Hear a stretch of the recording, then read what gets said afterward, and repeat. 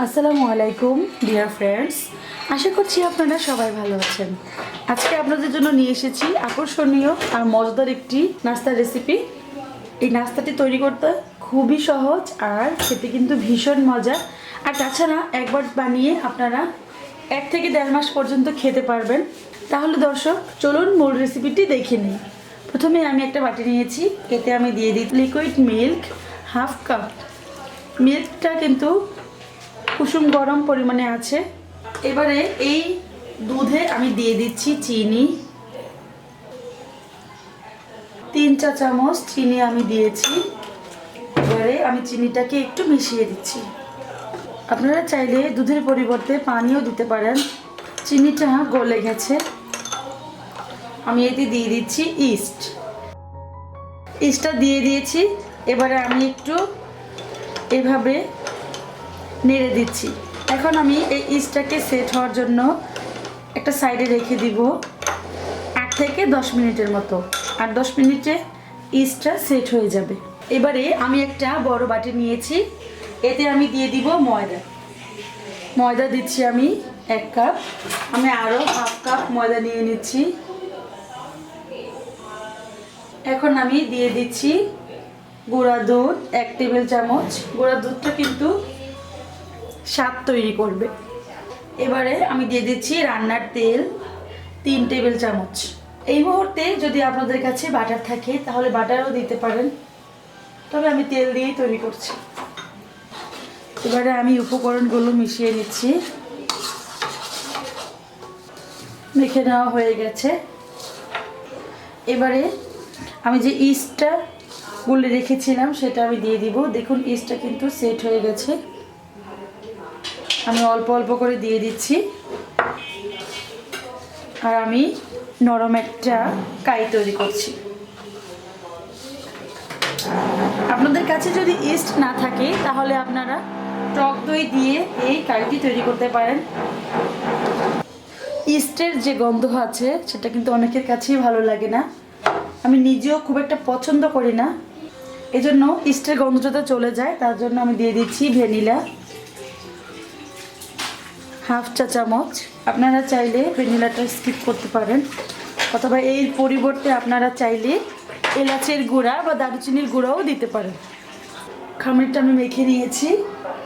এবারে আমি দিয়ে দিচ্ছি একটা ডিম।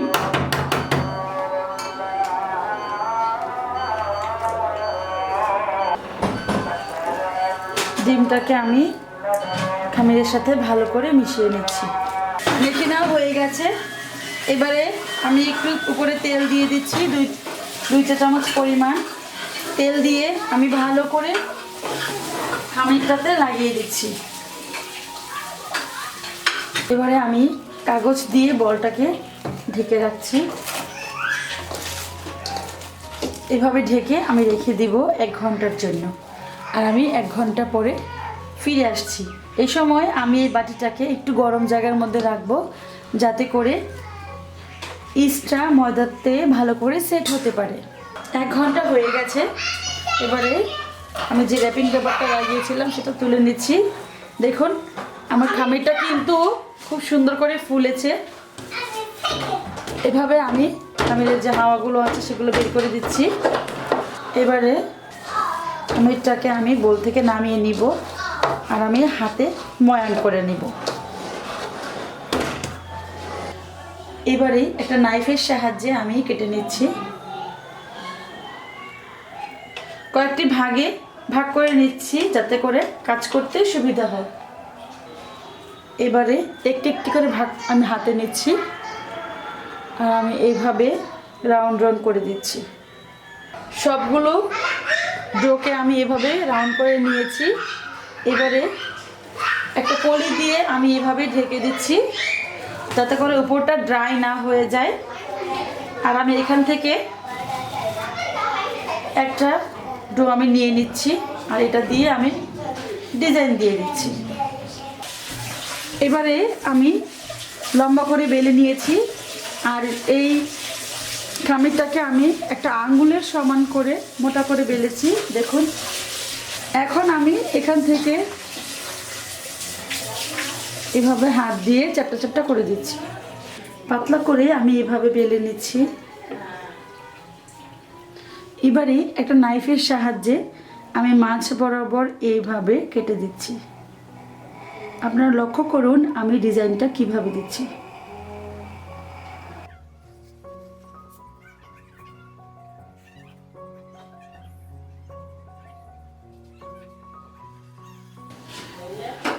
এবারে আমি এভাবে পেঁচিয়ে দিচ্ছি একটার উপরে একটা।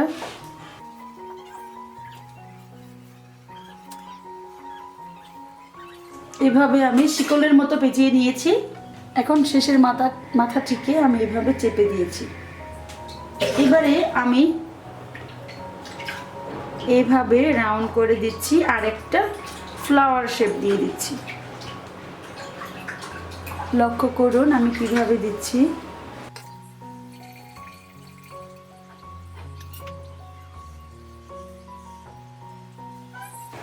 দেখুন একটা গোলাপ ফুল হয়ে গেছে। এবারে এই পাশে যে অংশটুকু বাকি ছিল সেটাকে আমি একটু চ্যাপ্টা করে দিচ্ছি। এবারে আমি একটা টুথপিক নিয়েছি।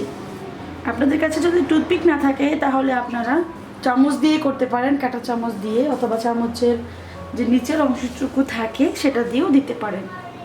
আমি এইভাবে চাপ দিয়ে দিচ্ছি।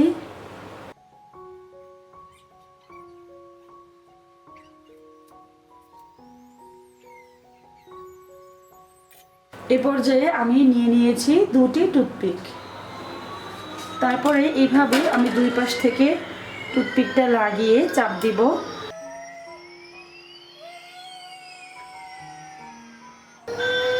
দেখুন খুব সহজ একটি ডিজাইন হয়ে গেছে, খুবই সুন্দর। এবারে আমি এভাবে পেঁচিয়ে দিচ্ছি। একটি ডিজাইন দেওয়া হয়ে গেছে। দেখুন দর্শক কতটা সুন্দর হয়েছে।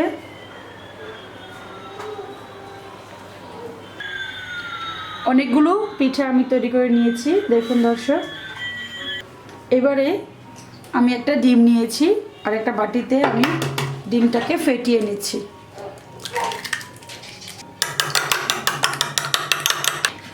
এবারে পিঠাগুলোকে আমি ওভেন আর চুলা দুইভাবেই বেক করে দেখাবো আপনাদেরকে।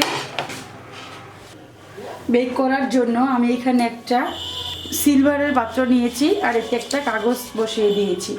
এবারে এই কাগজটিতে আমি একটু তেল ব্রাশ করে দিচ্ছি যাতে করে পিঠাটা ইজিলি কাগজ থেকে তুলে নেওয়া যায়।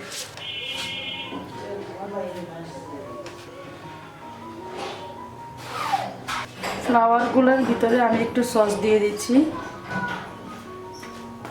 এটুকু আমি ডেকোরেশনের জন্য করেছি।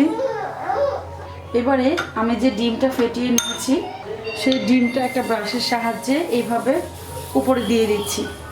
এতে করে বেক করলে উপরটা খুব সুন্দর হয় আর খেতেও ভালো লাগে।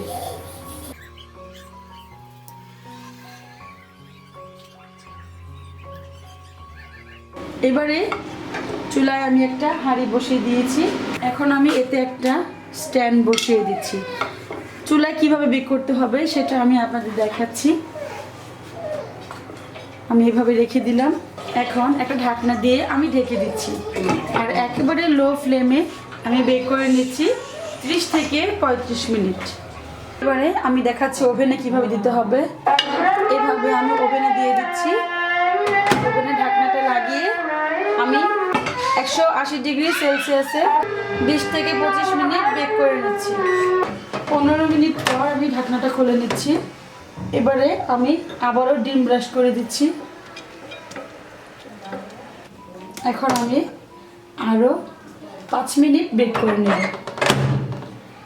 এবারে 30 মিনিট হয়ে গেছে।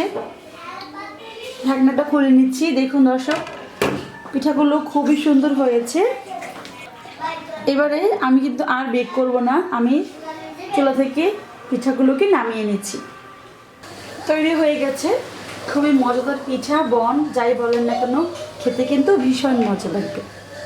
দেখুন কত সুন্দর একটা কালার এসেছে আর এগুলো কিন্তু দারুণ সফট হয়েছে। দেখুন